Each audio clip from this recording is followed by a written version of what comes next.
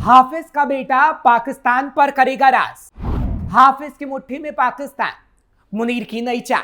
पाकिस्तान बौखला गया है।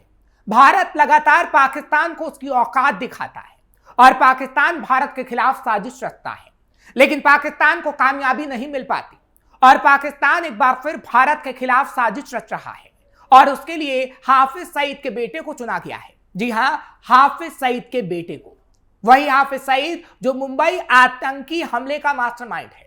मुनीर से तो भारत के खिलाफ कुछ हो नहीं सका, लेकिन अब हाफिज के बेटे को लॉन्च करने की तैयारी हो रही है, जिसका कच्चा चिट्ठा आज हम खोलेंगे और आपको बताएंगे कि आखिर क्यों एक बार फिर एक्टिव हुआ है हाफिज सईद और उसके बेटे को पाकिस्तान की ऐसी कौन सी कुर्सी पर बैठाया जाना है जिसकी चर्चा पूरे पाकिस्तान में तो है, लेकिन भारत का वो डर भी जो पाकिस्तान को हर बार सताता है कि कहीं हाफिज सईद और उसका बेटा अल्लाह को प्यारा ना हो जाए।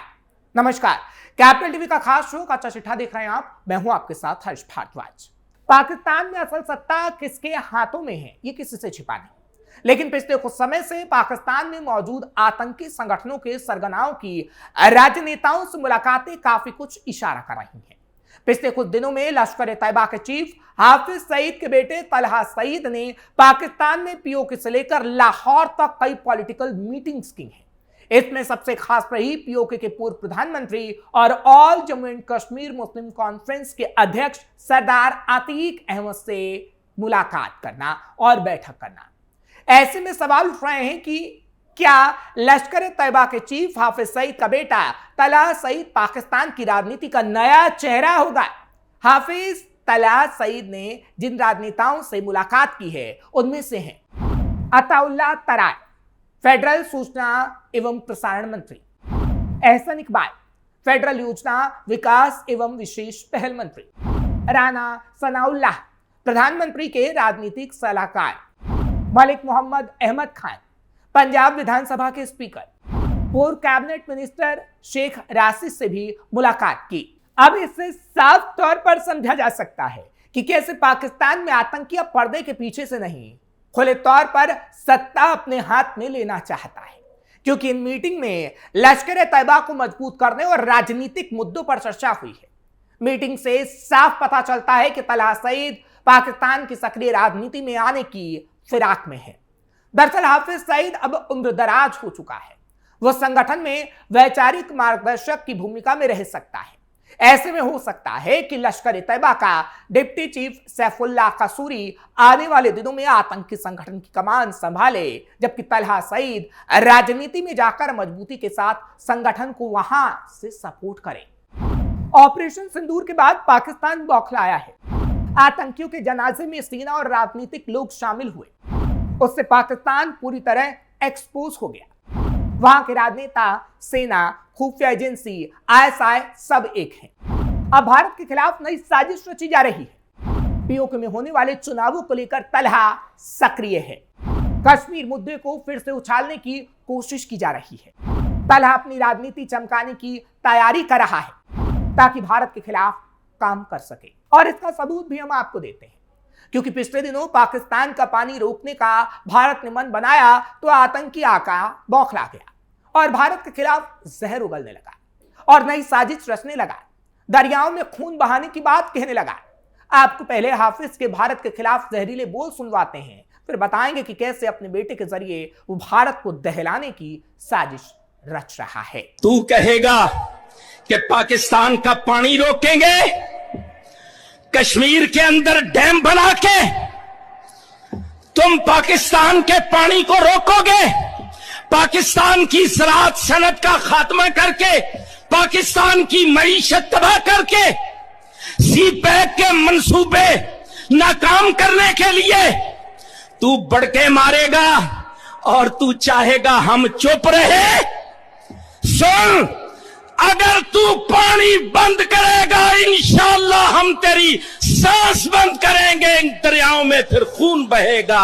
अब इससे तो आप समझ गए होंगे कि कैसे ऑपरेशन सिंदूर और कई बार मुंह की खाने के बाद हाफिज बौखलाया है, लेकिन बेचारा भारत के खिलाफ कुछ कर नहीं पा रहा। एक तो उसकी उम्र हो चुकी है, दूसरी उसकी औकात भी नहीं है, इसलिए अपने बेटे को सत्ता के शिखर तक पहुंचाना चाहता है और इसलिए ही पॉलिटिकल पार्टी पीएमएमएल की आड़ में फंड इकट्ठा किया जा रहा है। दरअसल लश्कर अब कश्मीर में अपनी पकड़ मजबूत करने के लिए नई रणनीति पर काम कर रहा है। रिपोर्ट के मुताबिक लश्कर ने पाकिस्तान अधिकृत कश्मीर में आतंकियों के लॉन्च पैड बनाने की योजना बनाई है ताकि ज्यादा संख्या में घुसपैठ कराई जा सके। साथ ही संगठन को मजबूत करने के लिए राजनीति में भी कदम रखने की तैयारी हो रही है। भारतीय एजेंसियों का दावा है कि इस समय 300 से ज्यादा आतंकी जम्मू कश्मीर में अलग अलग जगह से घुसपैठ के इंतजार में बैठे हैं, लेकिन उसको नाकाम करने के लिए भारतीय सेना भी पूरी तरीके से तैयार है।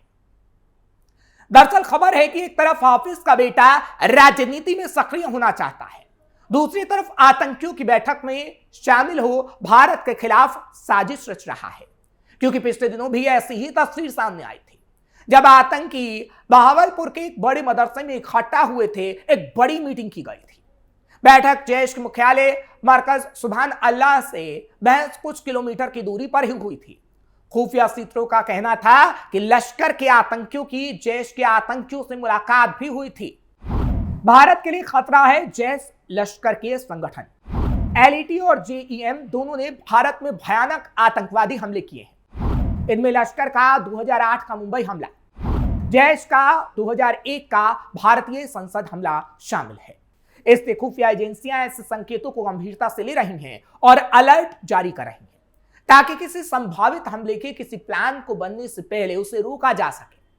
2025 में भारतीय सेना के ऑपरेशन सिंदूर में लश्कर ए तैयबा और जैश ए मोहम्मद के कई ठिकानों को निशाना बनाया गया है। इस ऑपरेशन में दोनों संगठनों के ठिकानों में काफी हद तक तबाही हुई और तो और कई बड़े आतंकी मार गिराए गए। ऑपरेशन के बाद दोनों संगठन अपने नेटवर्क को फिर से खड़ा करने की जुगत में हैं, जिसमें उनका साथ पाकिस्तान के राजनेता भी दे रहे हैं और इसलिए अब हाफिज का बेटा राजनीति में आना चाहता है। हालांकि जब इसके बारे में राजनीतिक विश्लेषक और विदेश मामलों के जानकार राम श्रीवास्तव जी से हमने बातचीत की तो उनका क्या कुछ कहना है वो भी आपको सुनवाते हैं। पाकिस्तान में इस समय कठपुतली का खेल चल रहा है और कठपुतली के खेल में पर्दे के पीछे जो व्यक्ति खड़ा रहता है उसकी उंगलियों में डोरी होती है। वो डोरियों से पुतले पुतलियों को हिलाता रहता है, नचाता रहता है और वही हाल हो रहा है पाकिस्तान में। पर्दे के पीछे इस समय पूरी तरह से मुल्ला मुनीर एंड कंपनी है। वो उसकी डोरियाँ उंगलियों में, एक में शहबाज शरीफ अटके हुए हैं तो कहीं नवाज शरीफ और उनकी बेटी लटकी हुई है। दूसरी तरफ जो है वहाँ के राष्ट्रपति महोदय भी उनकी उंगलियों पर नाच रहे हैं। हाँ, पर इन सब के पीछे जो ताकत है मुल्ला मुनीर को मिल रही है वो हाफिज सईद उन आतंकवादियों से मिल रही है जिनको कि उन्होंने पाल रखा है। इन सपोरों को पाल रखा है जिनको हेनरी क्लिंटन ने कहा था कि अपने बैकग्राउंड में, बैकयार्ड में अगर आप सांप पालेंगे तो वो उनको एक दिन आपको ही काटेंगे। अब वो काट भी रहे हैं, लेकिन उनसे पूरा का पूरा जो पर्दा खींचा जा रहा है वो मुल्ला मुनीर इन आतंकवादियों के साथ खेल खेल रहे हैं। उधर बलूचिस्तान में देखिए, ट्रेनों को गिरा दिया जाता है, उनको लूट लिया जाता है, उनको वहाँ आर्मी के जवानों को खुलेआम मारा जा रहा है।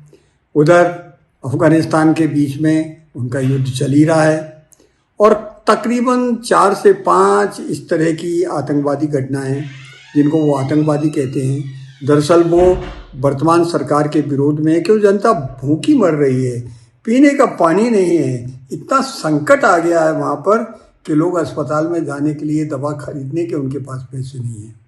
जो जन सामान्य की, साधारण नागरिकों की सुविधाएं होती हैं वो लापता हैं। बस एक ही काम सीखा है वहाँ, वो ये है कि झुंझुना पीटिए कश्मीर का, भारत को अपना दुश्मन बताइए और लोगों को भड़काते जाइए।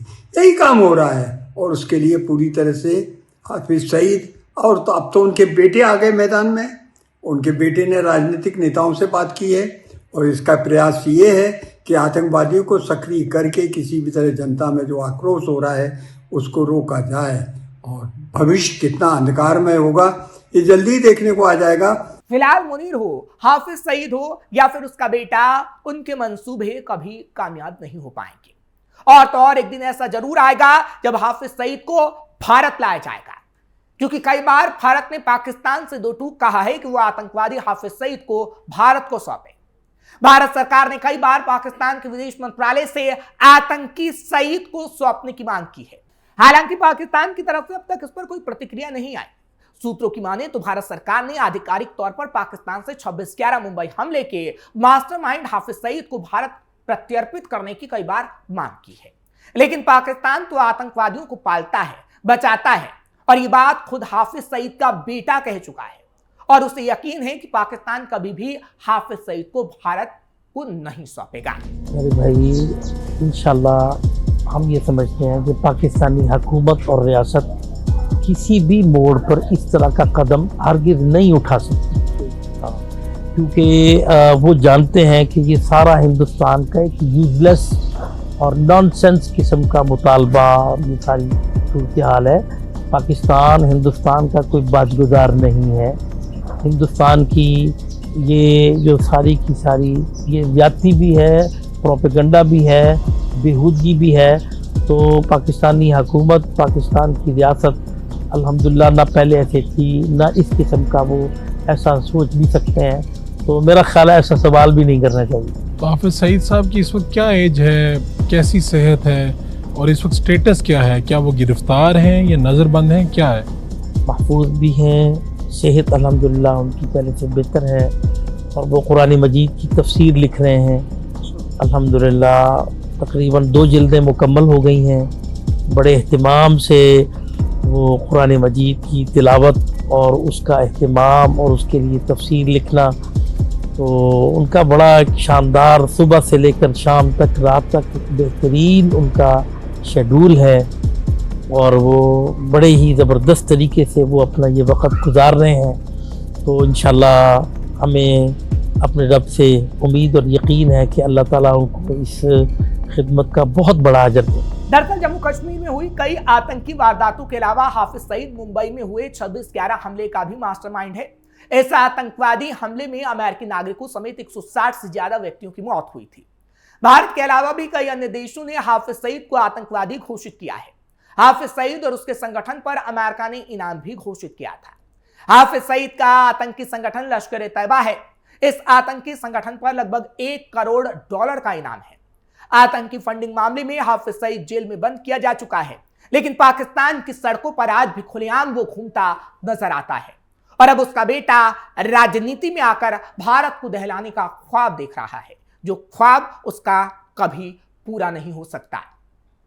आपको ये खबर कैसी लगी कमेंट सेक्शन में जरूर बताएं। खबर को लाइक शेयर करें। कैपिटल टीवी को सब्सक्राइब करना मत भूलिएगा।